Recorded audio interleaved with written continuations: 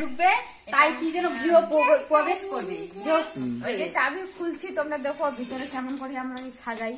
এটা কিনে নিল ঘরটা, গৃহ প্রবেশ আমাদের নতুন ঘর ইউটিউবের টাকায় দেখো।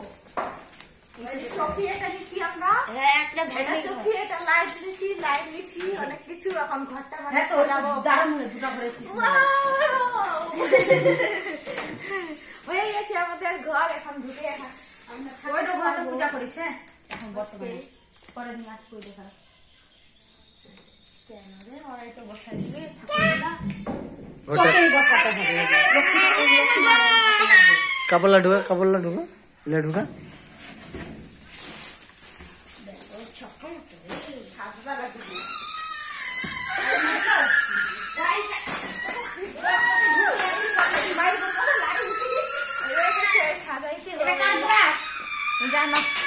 এটা নতুন ব্রাশটা।